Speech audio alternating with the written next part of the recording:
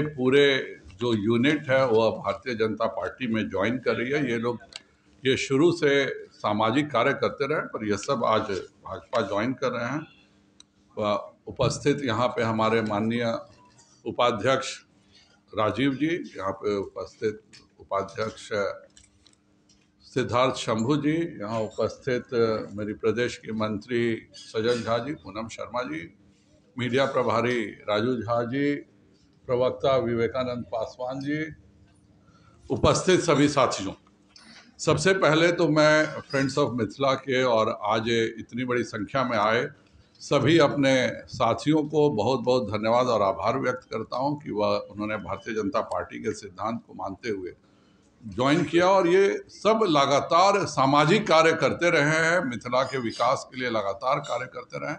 उन सबों का भारतीय जनता पार्टी से जुड़ना यह बताता है कि सामाजिक कार्य क्षेत्र में जो भी विकास करना चाहते हैं वह सब भाजपा के साथ हैं। मैं आज धन्यवाद देता हूं श्री राहुल झा जी को, CEO फिनोपियंस ग्रुप, श्री मनोहर आनंद झा जी को, श्री कमलदेव यादव जी को, श्री सुजीत ठाकुर जी को, नुमान रजा जी को, मोहम्मद आशिफ अख्तर जी को, श्री समीर पांडे जी, श्री आशुतोष कुमार जी, श्रीमती अनुराधा देवी जी, श्रीमती रमा देवी जी, मोहम्मद इस्माइल, सुधा राय जी, आलोक ठाकुर जी, मोहम्मद असगर अली जी, श्री भोगी मिश्रा जी, मोहम्मद उमर शेख जी, मोहम्मद रिजवान जी, श्री रत्नेश मिश्रा जी और उनके साथ आए तमाम अभी 250 से ज़्यादा के कार्यकर्ता जो इस भाजपा की सदस्यता ग्रहण कर रहे हैं, उन सबको मैं बहुत आभार व्यक्त करता हूं और भाजपा के परिवार में स्वागत करता हूं। भाजपा पार्टी नहीं है, परिवार है और इस परिवार में जो भी सदस्य आकर जुड़ते हैं वह परिवार के अंग होते हैं। मुझे पूरा विश्वास है कि आप सबके साथ जुड़ करके भारतीय जनता पार्टी के जो सिद्धांत हैं वह गांवों तक प्रचारित करने में और माननीय नरेंद्र भाई मोदी जी के कार्यों को और आगे बढ़ाने में आप सभी योगदान देंगे। इसलिए मैं आप सभी का बहुत बहुत धन्यवाद देता हूं। दूसरा एक महत्वपूर्ण मुद्दा आज अखबारों में हम लोगों ने पढ़ने को देखा है, 7 जनवरी से जातीय जनगणना की शुरुआत हो रही है। मेरा माननीय मुख्यमंत्री जी से अनुरोध रहेगा कि आप जातीय जनगणना के लिए पूरी सर्वदलीय टीम बनाइए। सर्वदलीय के साथ आप प्रधानमंत्री जी के यहाँ गए, उसके बाद बिहार में आपने एक सर्वदलीय बैठक की मुख्यमंत्री जी ने और वहाँ पर यह निर्णय हुआ कि सभी पार्टियां सर्वसम्मति से यह जातीय जनगणना होनी चाहिए पे सभी दलों ने उसका सपोर्ट किया। भाजपा के वित्त मंत्री जी ने 500 करोड़ रुपए भी दिए। एक तो यह कार्य 6 महीने बाद शुरू हो रहा है, अगर यह पहले शुरू हो जाता तो जो सुप्रीम कोर्ट और हाई कोर्ट के सवाल थे कि OBC की कैसे आप गणना कर रहे हैं, आप शहरों में पहले गणना कर लेते तो किसी प्रकार का विवाद नहीं होता। इसके बदले आप अपने घमंड के कारण आप बिना अकारण हाई कोर्ट से, सुप्रीम कोर्ट से, सभी से आप जानबूझ करके एक तरह से कहें तो उनके निर्णयों की अवमानना कर रहे हैं। यह एक अच्छी बात नहीं है और मेरा आपसे अनुरोध होगा कि कृपया कर अब जब जातीय जनगणना शुरू हो रही है तो सभी दलों को फिर से बुलाया जाए, सभी दलों के सामने बात रखी जाए कि आप कैसे करने जा रहे हैं, किस तरह से ये कार्य होगा, कैसे इसमें कोई गड़बड़ी नहीं होगी। और खास करके हमारे जो 2 प्रश्न हैं, एक कि रोहिंग्या और बांग्लादेशियों को आप कैसे अलग करेंगे, इसके बारे में बिहार की जनता को जानने का हक है, इसको हर हालत में हमें बताया जाए। और दूसरा, जो समाज में अगड़ी जातियों को जो पिछड़े में कर लिया गया है, जो मंडल कमीशन की जातियां हैं, जो मुंगेरी लाल की जातियां, उन सभी को मानते हैं, उससे बाहर जो उन्होंने किया है उसके बारे में भी यह स्थिति साफ होनी चाहिए, उसका क्या करेंगे। तीसरी बात जो सबसे महत्वपूर्ण बात है, जो STET और BTET के छात्र हैं, इन्हें क्यों परेशान किया जा रहा है।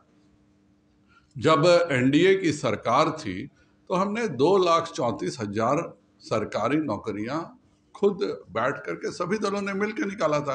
1,15,000 तो केवल शिक्षा की नौकरियां थी। अभी तक भी माननीय नीतीश जी ने जो नौकरियों का रिन्यूअल किया है वह सब NDA के समय की मिली नौकरियां थी जिनका ये हुआ था।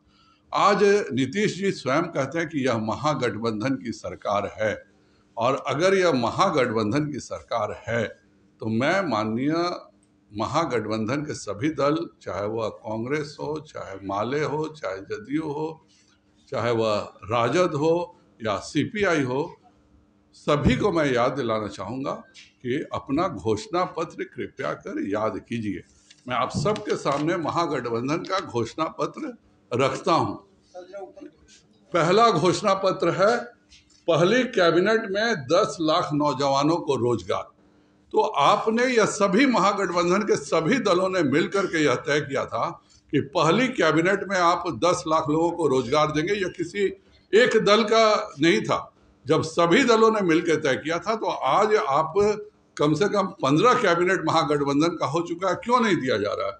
दूसरा, आपने वादा किया था परीक्षा के लिए भरे जाने वाले आवेदन पत्र पर फीस माफ करेंगे। यह आप कब माफ करने जा रहे हैं फीस, यह भी बिहार की जनता जानना चाहती है। तीसरा, आपने कहा था कि परीक्षा केंद्रों तक जाने का किराया सरकार देगी। यह महागठबंधन के सभी दलों का संयुक्त घोषणा पत्र है। पलायन रोकने के लिए करेंगे काम। शिक्षकों के लिए समान काम समान वेतन का वादा। तो कब यह आप शिक्षकों के लिए समान काम समान वेतन का वादा महागठबंधन सरकार पूरा करने जा रही है, यह भी वह बताएं। जीविका दीदियों का मानदेय दुगुना करने का भी वादा उन्होंने किया था। और इसके बाद कृषि संबंधी है। राजद अगर याद करे और कांग्रेस याद करे तो उन्होंने किसान के सभी कर्जों को माफ करने को कहा था। मेरा सीधा सवाल है कि यह महागठबंधन की सरकार अपने वादों को कब पूरा करने जा रही है? यह महागठबंधन सरकार कह दे कि नहीं है, यह महागठबंधन की सरकार नहीं है, एनडीए की ही सरकार है, हम सब एनडीए के हिस्सा हो गए, तो मैं भाजपा ने जो वादा किया था वह मैं लागू कराऊं। और नहीं तो अगर यह उनकी सरकार है तो आज क्यों बच्चे 1 महीने से सड़क पर बैठ के आंदोलन कर रहे हैं? ये कौन बच्चे हैं? आपसे हमारी बात हुई थी, आप जब एनडीए के अंग थे, नीतीश कुमार जी, हमारी आपसे बात हुई थी, 1,15,000 आपने कमिट किया था। ये जो पिछले दिनों 20,000 के करीब नौकरियां बांटे हैं, सब हमारे समय का बांटा हुआ है। तो मेरा माननीय महागठबंधन के सभी नेताओं से अनुरोध है कि कृपया कर, आपने जो यह वादा किया था यह आपका है, बाकी भी सबका मैं लाया हूँ। राजद का घोषणा पत्र तो और था। तो राजद के घोषणा पत्र में है कि बेरोजगार युवाओं को 1,500 रुपए का बेरोजगारी भत्ता देने का वादा है। तो ये कहाँ गया? ये 1,500 का जो माननीय एक युवा को तो रोजगार मिल गया, वह तो उप मुख्यमंत्री बन के बढ़िया से रोजगार चला रहे हैं, लेकिन यह जो आपने बेरोजगार युवाओं को 1,500 का बेरोजगारी भत्ता देने का वादा किया था, उसका क्या होगा? सबसे बढ़िया घोषणा पत्र जदयू का है। जदयू ने अपने घोषणा पत्र में भी एक भी नौकरी का वादा नहीं किया था। आज भी जितनी नौकरियां मिल रही हैं सब जो भाजपा साथ में थी उसके कारण मिल रही है। यह विशेष घोषणा पत्र है जदयू का। ये कभी नौकरी के बारे में न चर्चा किया इन्होंने अपने घोषणा पत्र में, न वादा किया। इसके बाद कांग्रेस के घोषणा पत्र का पहला वादा है किसानों का कर्ज माफ। कब यह आप कर रहे हैं, कृपया कर बताएं। यह भी बेरोजगारों को 1,500 रुपए मासिक भत्ता देने की बात कर रहे थे। तो ये सब आगामी 18 महीने में 4,30,000 खाली पड़े पद देंगे। सीपीआईएमएल का भी था। सीपीआईएमएल मध्याह्न भोजन कर्मियों का पूर्णकालिक सरकारी कर्मचारी का रूप देना। और मैं शुरू से सीपीआईएमएल हमेशा रसोइया संघ को, आशा कार्यकर्ताओं को, सभी को कहते रहा है कि जब हम शासन के हिस्सा बनेंगे तब हम सभी आप सबको परमानेंट नौकरी देंगे और पेंशन भी देंगे। सभी रसोइया को ये पेंशन देने का भी वादा किए थे। तो माले कब पेंशन देने जा रही है और कभी ये अपने वादे पूरे, सब ये महागठबंधन के सरकार है। हम तो चलिए मेरे साथ साथ, तो ये सब जो सरकार है और ये भाजपा का घोषणा पत्र है। पहला हमने कहा था कि सभी को मुफ्त टीका देंगे, यह हुआ है। दूसरा हमने कहा था कि राष्ट्रीय शिक्षा नीति में हम स्थानीय भाषा देंगे, यह हम पूरा कर चुके हैं। एनडीए सरकार में 3.5 लाख शिक्षकों की नियुक्तियां कर चुके थे हम लोग, और इसके आगे भी हम नियुक्तियों का वादा किए थे और उसी के तहत हम 1,15,000 नियुक्ति दे रहे थे। वह जब पूरी योजना बन गई है तो यह क्यों नहीं हो रहा है?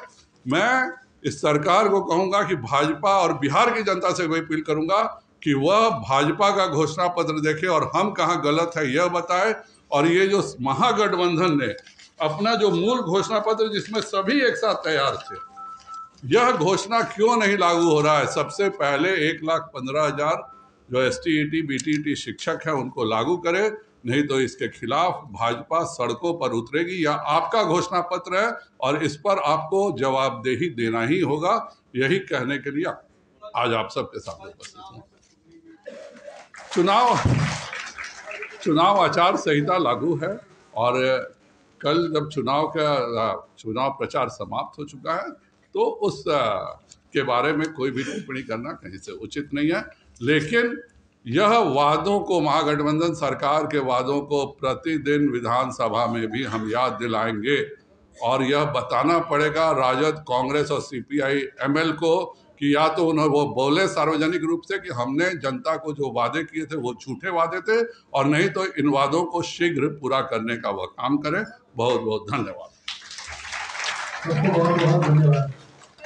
हम लोग उधर खड़े हो जाते हैं, आप लोग पूरा फोटो ले लीजिए, उधर से इधर से ले लीजिए, कैमरामैन इधर से ज्वाइनिंग वाला फोटो ले लीजिए।